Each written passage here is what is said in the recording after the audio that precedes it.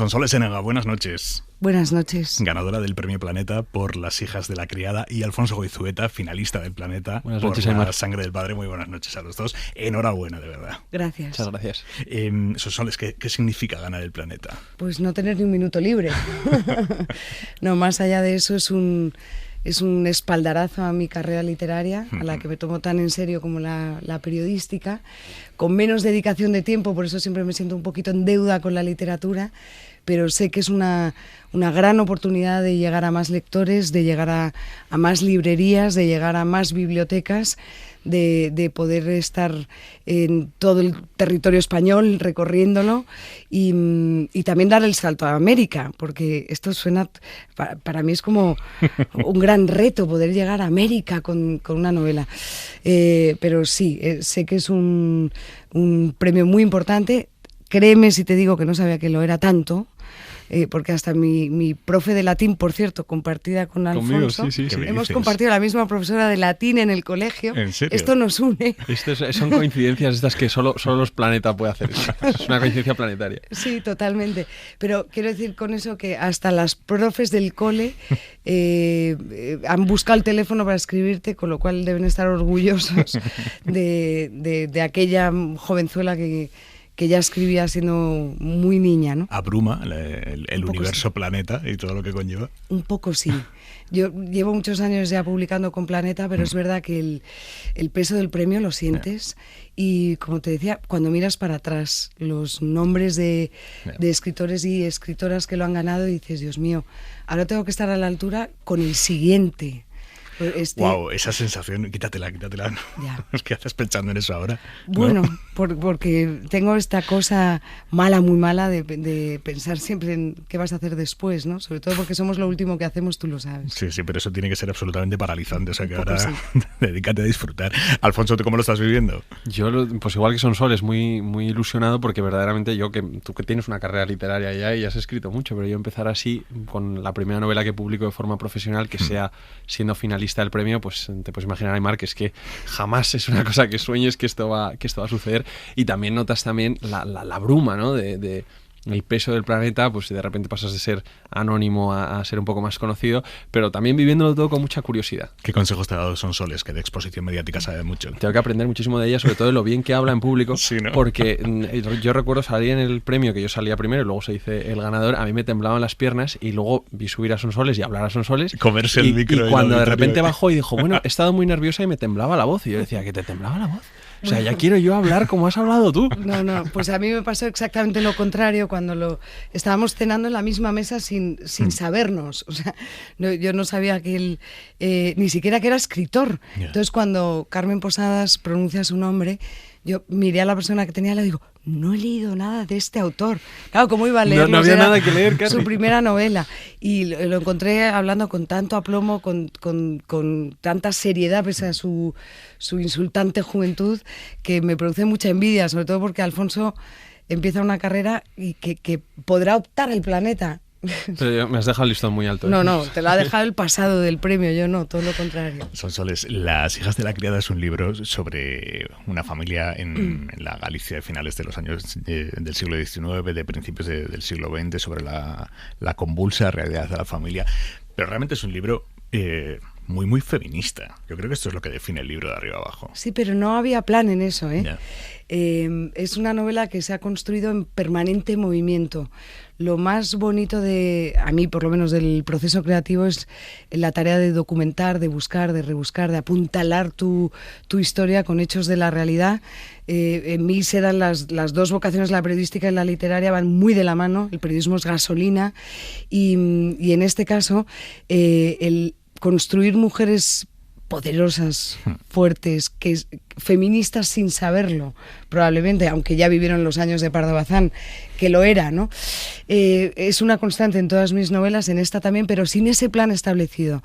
Es decir, yo arranqué la historia con un intercambio de niñas en una cuna, historia por cierto real, que dispara toda mi imaginación, y luego busqué el marco, el entorno, el tiempo en el que quería escribir. Si te digo que elegí 1900 porque soy muy mala echando cuentas, ¿me creerás? No me lo puedo creer. Vale. ¿En serio?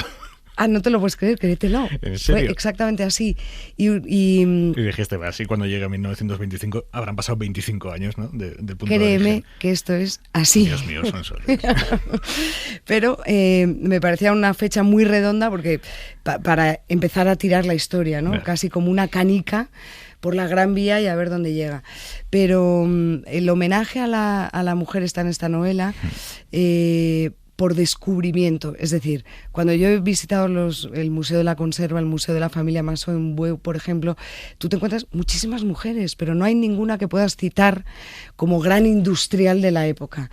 Bueno, pues ficcionarla, crearla... Las señoras nadie. Las señoras nadie. ¿No? Qué grande eres, Aimar. ¿Por qué?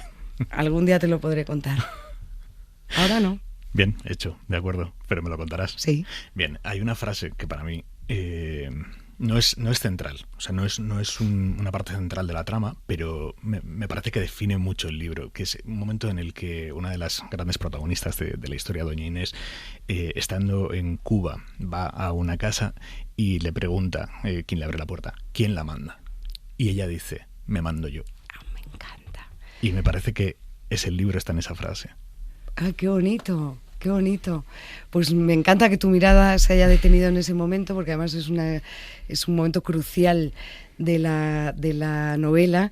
De hecho, poco después de ese momento que tú relatas, que la manda, me mando yo, se produce también el gran enigma de la novela. Claro, es que es muy peligroso tener esta conversación sin hacer spoilers. No, pero yo creo que no la hacemos. Vale. Tendrás una hija que tardarás en conocer, ¿no? Que es también la esencia de la novela. Sí, doña Inés es una mujer que sin saberlo es poderosísima, y eso es perfectamente extrapolable al siglo XXI. Yo creo que todas las mujeres son poderosas en su metro cuadrado que manejan, ¿no? Y no saben cuánto luchan mientras están luchando.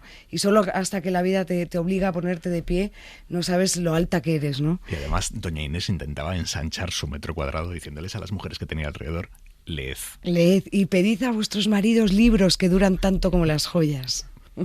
Qué bueno, qué bueno. ¿Cómo llegas a esa historia? Me has dicho que es una historia real. A mí me ha recordado la historia que hemos conocido hace unos años en La Rioja. Sí. Es ahí. Vale. Es una historia que yo cuento presentando el programa que hacía en Telecinco, Ya es mediodía, y disparó mi imaginación inmediatamente. Yo creo que los periodistas además tenemos esa capacidad olfativa de saber dónde hay una historia, ¿no? Y la quise perseguir como periodista, pero las niñas, las protagonistas del intercambio de niñas en una cuna en un hospital de Logroño nunca se dejaron entrevistar, es decir, la historia murió en el titular. Pero a mí me parecía que había una novela detrás de todo eso, y es lo que es el germen de Las hijas de la criada. Todo lo demás, pues es, como te digo, el andamiaje que vas poniendo poco a poco, primero en un cuaderno, luego en un folio, luego en ese documento que empiezas y tiras, en fin, en lo que es ya el proceso creativo de construcción de una novela. Pero una vez más es la realidad la que alimenta la novela y no al revés. Bueno, insisto, no es un spoiler, esto se cuenta en las primeras páginas, pero ese es el señor del Pazo que tiene una hija con su mujer y al mismo tiempo nace una hija que él tiene con la criada. Sí. Y a partir de ahí hay un cambio. Hay un intercambio de las niñas. No vamos a contar más. Vale. Pero bueno, ahí hay un secreto, ese intercambio secreto hasta prácticamente el final. Con un matiz sobre el secreto. La única intención y lo único que es premeditado en esta novela es hacerle al lector partícipe del secreto desde el principio. Es decir, no es un secreto que se descubre al final, no es un secreto de una familia que... No. Sí, el lector es... No hay un giro final que dices, Exacto. me ha dejado muerto, no, sino lo que vas disfrutando es de ir descubriendo cómo los personajes van siendo conscientes. Sabiendo lo que ellos no saben. El lector en este sentido tiene un papel prioritario para mí como creadora de la historia desde el principio. ¿Y sufrías con las protagonistas? Mucho. Claro. Yo he sufrido muchísimo. Es que tanto a esas chicas se les hurtaba la verdad. Claro, y además el lector va viendo todas esas faenas que la vida hace padecer, sobre todo a una de ellas, o a las dos, digamos, y sabiendo la verdad, ¿no? Y me decía, se ha sufrido muchísimo, tanto que me pasa una cosa horrorosa, que es que creo que esta historia es real. Creo que esta historia ha sucedido. y no ha sucedido. O sea, pero me han acompañado tanto, se han sentado conmigo en el coche por la mañana, se han duchado conmigo, me han pedido que las salvara que las sacara del laberinto, que ahora me creo que son personajes que han deambulado por este mundo nuestro, aunque haya pasado un siglo. Yo te pregunto, si tú fueras cualquiera de esas crías, Catalina, Clara, tú querrías saber la verdad. Sí, claro. Toda la verdad. Toda la verdad. Aunque haga daño. Aunque haga daño. En todos los ámbitos. En todos los ámbitos. Yo hubiera sido Clara hasta el final, que incluso teniendo la posibilidad última, casi desenlazando la novela de... Para ahí. Vale, gracias. Para ahí. Gracias porque te tengo que salvar de ti misma en este momento. Tengo una manía horrible de despiezar la novela como si fuera una ballena y la voy a estropear, así que gracias. Hay una idea que aparece varias veces en el libro y sobre la que he dado vueltas estos días, es solo muere el olvidado. Y es verdad. Es verdad. Y también es trasladable a la vida, ¿no? El olvidado es el que muere del todo para el vivo, ¿no? Pero en el recuerdo podemos conservar la vida de los muertos. Y en esta novela en la que hay mucho muerto, en la que hay mucho vivo, que busca la memoria permanentemente, ¿no? Doña Inés lo hace, Clara no lo sabe, pero de alguna manera... pues también fíjate que Clara es un personaje que no sabe nada de su familia, porque no lo es, porque esa madre ficticia que es la criada no le ha confiado nada de su vida, ¿no? Pero muere el olvidado y lo sabemos bien. Has tenido que hacer, y me decías, un trabajo de documentación grande, y hay una investigación sobre cómo era la Galicia de aquellos años, la Cuba de aquellos años. Claro, yo me imagino haciendo un programa diario, que los dos sabemos lo exigente que es hacer un programa diario, el meterte a bucear en la prensa de aquel entonces, en lo publicado sobre un naufragio de aquel entonces. Es un trabajo titánico, ¿eh? Sí, pero tan bonito que no me cuesta. Y disfruto muchísimo abriendo las hemerotecas de los periódicos, bendita digitalización de las hemerotecas de los periódicos, y de otra manera no habría sido posible, o habría sido distinto. En cualquier caso habría sido mucho más lento, seguro, ¿no? Porque la hemeroteca del Faro de Vigo, de La Voz de Galicia o de ABC te da una textura literaria que ya le dio el periodista previamente, ¿no? El naufragio del Santa Isabel, además está documentado 2 volúmenes que escribió un señor al que reconozco en los agradecimientos al final. El Titanic gallego. El Titanic gallego. Está tan documentado ese naufragio que cómo no caer en la tentación de incorporarlo en la novela, ¿no? Y para mí siempre es fuente documental los periódicos, porque creo que los periodistas, al menos los de entonces, eran notarios de la realidad, casi historiadores del día a día, ¿no? ¿Y los de hoy no somos o qué? Sí, pero no tanto. El periodista de hoy en día está contaminado por las imágenes. Ya. Antiguamente no tanto, y las crónicas son mucho más descriptivas, evidentemente pasadas por la mirada del periodista, y en tanto que pasadas por una mirada ya quitándole el IVA de su subjetividad, ¿no? Pero no había tanta contaminación externa sobre el acontecimiento. Esto lo creo firmemente. Pero me pasó también con la novela Después del amor, que cuenta y narra los sucesos del 34, la declaración del Estat catalán por parte de Companys. Todo eso está en La Vanguardia, en la hemeroteca de La Vanguardia, en unas crónicas tan detalladas y tan detallistas que casi superarán probablemente al historiador, o el historiador vivirá de la crónica periodística. Alfonso, tú eres escritor, eres historiador. ¿La novela histórica sirve para narrar la historia con mayúsculas?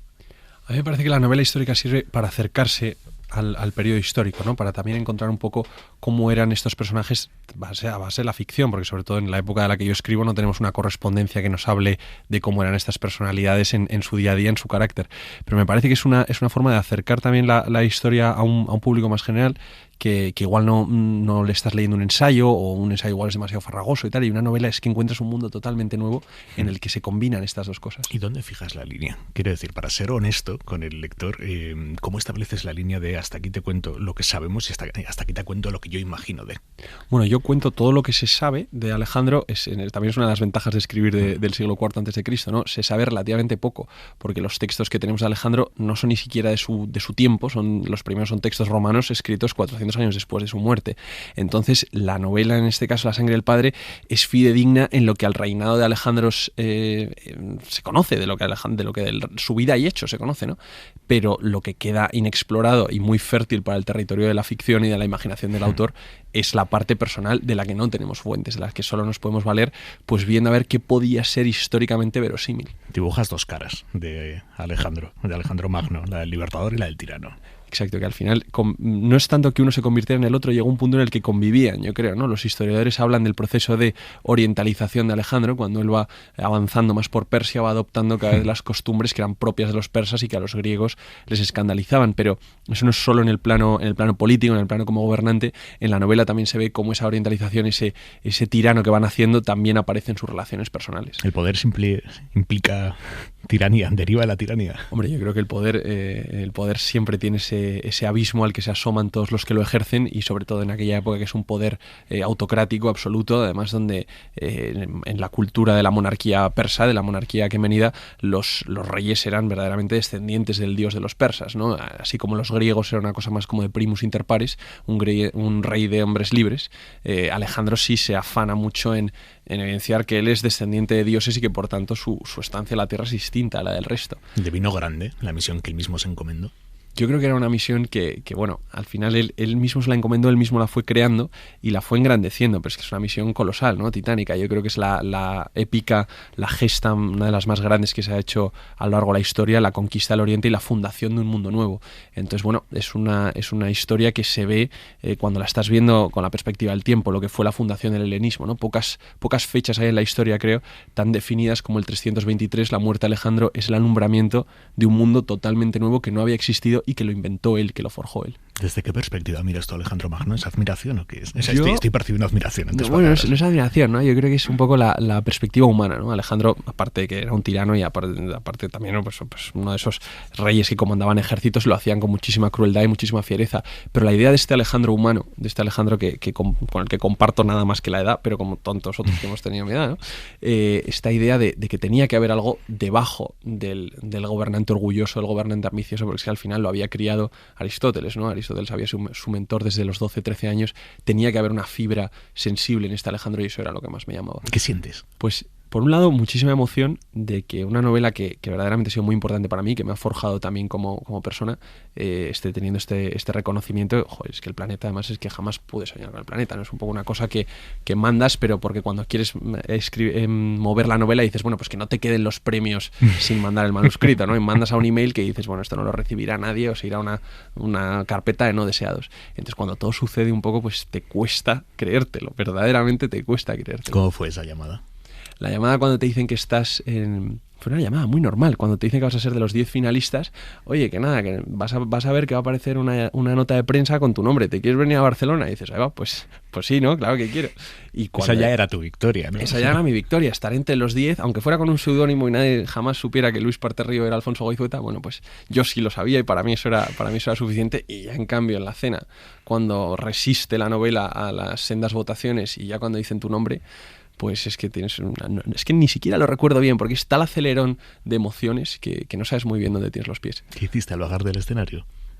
No me acuerdo qué hice al bajar del escenario. Sensuales. Nos cogieron los de prensa y nos llevaron del brazo y dijeron, corre para aquí, para allá, para tanto. Me encantan los de prensa como figuras secuestradoras. Como figuras secuestradoras. Y antes de que nos diéramos cuenta, eran las 4 de la mañana y teníamos una entrevista a las 7 y dije, pues no sé si quedarme despierto o irme a dormir. Sí, es dura esa noche, ¿eh? Es una noche durísima, porque la vives en adrenalina, no tienes otra cosa. ¿Tú cómo la recuerdas, Sonsoles?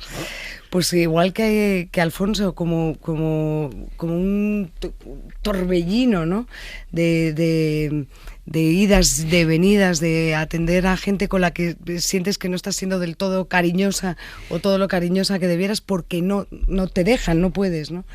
Pero recuerdo mucho cariño de mis compañeros de la tele que estaban allí y recuerdo el secuestro, sí, efectivamente, es el secuestro de unos y de otros y tener mucha urgencia por irme a dormir, eso, porque sabía que al día siguiente íbamos a empezar se iba a complicar la cosa, muy pronto, ¿no? Sí, y entonces yo quería cuanto antes retirarme al cuartel para descansar un poco. Hubo un momento precioso en tu discurso que es cuando dedicaste el premio a las escritoras con hijos y a los hijos de las escritoras.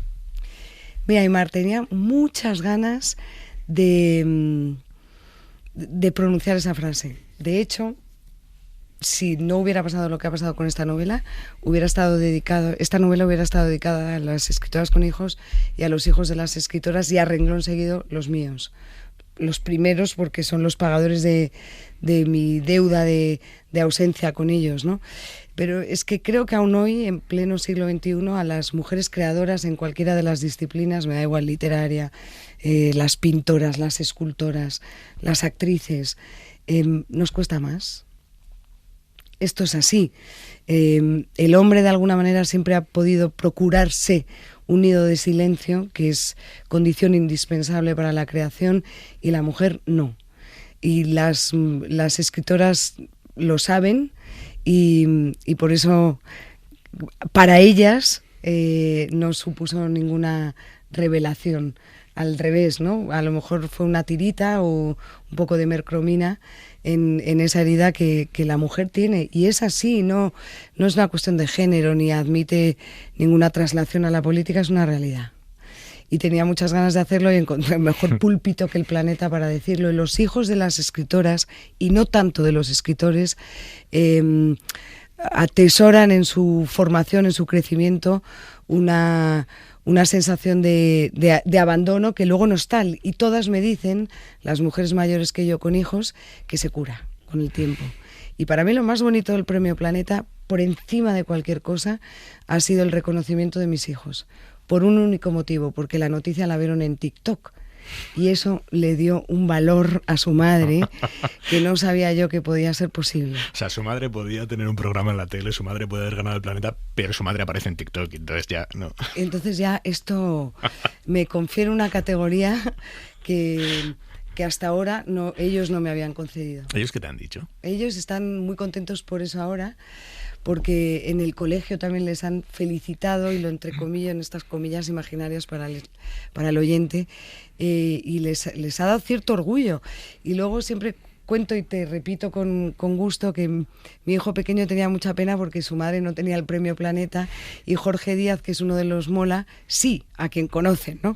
Entonces, desde que Carmen Mola ganó, me decía, mamá, ¿y tú por qué no te apuntas al Planeta? Si tú, apuntarte, ojo al matiz, pero si tú también escribes como Jorge. O sea, yo era un poquito doña nadie para ellos, ¿no? Claro, tenías el Planeta, tío. Porque las novelas anteriores, y desde luego el premio anterior, el Fernando Lara, que recibí en el año 17 por esta novela tan catalana, Después del amor, ellos eran muy pequeños, o sea que no creo ni que hayan sido conscientes. Pero sí, hace a su madre acreedora de no sé qué, pero de algo que aparece en TikTok, y que sus compañeros de clase lo reconocen también. Sonsoles, ¿cómo has llevado esos comentarios más o menos velados de ya está Planeta premiando a la estrella de Planeta? Pues ojalá me crean cuando digo que con cierta sorpresa, porque llevo 23 años trabajando en la tele, recorriéndome con mucho gusto las calles de Madrid y de otras ciudades como periodista y reportera. Y hace 18 que publiqué mi primera novela, pero escribo desde mucho antes, y nunca habían convergido las dos carreras hasta ahora. La literaria siempre ha estado fuera del foco grande, por así decirlo, y la periodística no, porque hago programas en la tele y no voy a pedir perdón por ello, todo lo contrario, ¿no? Así que no sé por qué el Planeta debe escupir sobre mi carrera literaria, al revés, ¿no? O sea, qué bien que la carrera literaria se reconoce con este premio y no va a impedir que siga manteniendo la periodística o la televisiva. Así que, bueno, pues no pasa nada. Yo he abierto el paraguas y ahora solo espero que el libro llegue a muchísimos lectores, porque, como también dije el día que reconocí el premio, un ciudadano que lee es un ciudadano con escudo.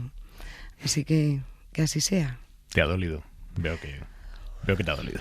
Fíjate, sí, sobre todo la sorpresa que ha provocado en compañeros que desconocían que yo llevo muchísimos años escribiendo. Eso me ha producido algo de dolorcillo, porque insisto que una cosa no converge en la otra. De verdad que no. Quien quiera creerlo bien, y que no, pues no pasa nada. No vengo yo ahora a tratar de cambiar las impresiones que cada uno tenga. Me dolió que se valorara la novela sin haberla leído, porque son muchos años de trabajo, porque requiere mucho sacrificio, mucho esfuerzo, porque dejas una parte de ti en cada página, y que se escupiera sobre ella sin que hubiera llegado a las librerías me dolió un poco, pero bueno, también lo entiendo, que son los tiempos.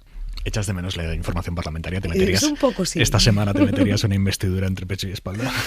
Un poco sí, porque a mí la conversación política me encanta.